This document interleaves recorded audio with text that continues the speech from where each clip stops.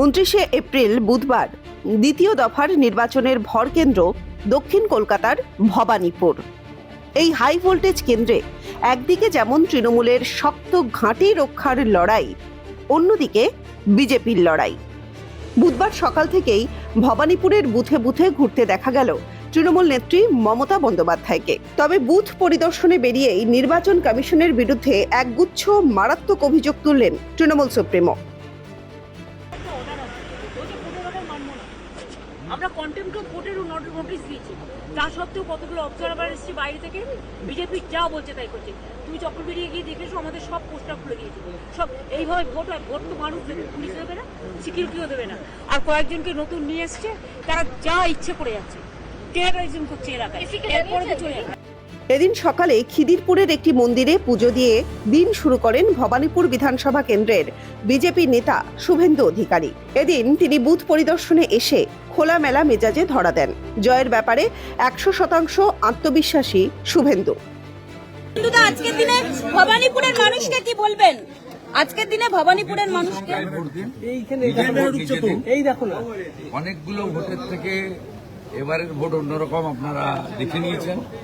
গতকাল কোথাও শব্দ করতে পারেননি, কোথাও এইসব রাস্তায় ঢুকতে পারত না, জমায়েত করে রাখতো, ভয় দেখাতো, বাইক বাহিনীর দাপাদাপি থাকতো, রেডিমেড লোকজনকে নিয়ে ফিল্ডে ওয়ার্ড ইউজ করতো, গোটা ফাঁকা শুনশান। এই গণতন্ত্রের এই মহোৎসব, ইলেকশন কমিশন পরিবেশ পাল্টে দিয়েছে। সবাই ভোটদান করুন। আমি নিশ্চিত আমি বজরংবলীর আশীর্বাদ নিয়ে নিলাম। এরই মাঝে দ্বিতীয় দফার ভোট চলাকালীন ভবানীপুরে তৈরি হলো তীব্র রাজনৈতিক উত্তেজনা। বুথ পরিদর্শনে কালীঘাট এলাকায় পৌঁছাতেই বিজেপি প্রার্থী শুভেন্দু অধিকারীকে ঘিরে বিক্ষোভ দেখান তৃণমূলের মহিলা কর্মী সমর্থকদের একাংশ। ঘটনাস্থলে বারবার জয় বাংলা স্লোগান ওঠে। পরিস্থিতি দ্রুত উত্তপ্ত হয়ে উঠলে কেন্দ্রীয় বাহিনীকে ডাকার আবেদন করেন শুভেন্দু। পরে এলাকায় পৌঁছে বাহিনীর লাঠিচার্জ করে পরিস্থিতি নিয়ন্ত্রণে আনে। ঘটনাকে কেন্দ্র করে বেশ উত্তেজনা তৈরি হয় এলাকায়। ভবানীপুরের মিত্র ইনস্টিটিউশনে ভোট দিয়ে কমিশনের ভূমিকা নিয়ে ক্ষোভ প্রকাশ করেন তৃণমূল সুপ্রিমো মমতা বন্দ্যোপাধ্যায়।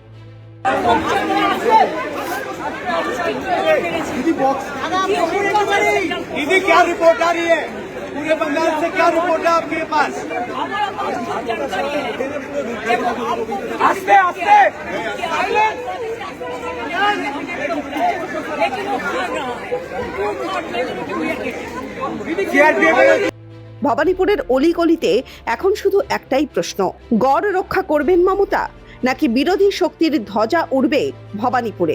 অন্যদিকে বেলা বাড়ার সঙ্গে সঙ্গে ভোটদানের হারও বাড়তে থাকে। রাজনৈতিক বিশ্লেষক মহলের মতে 2011-র পরিবর্তনের রেকর্ড ভেঙে দিল 2026। ব্যাপক ভোটের হার দিচ্ছে কোন ইঙ্গিত? অপেক্ষা চৌঠা মের।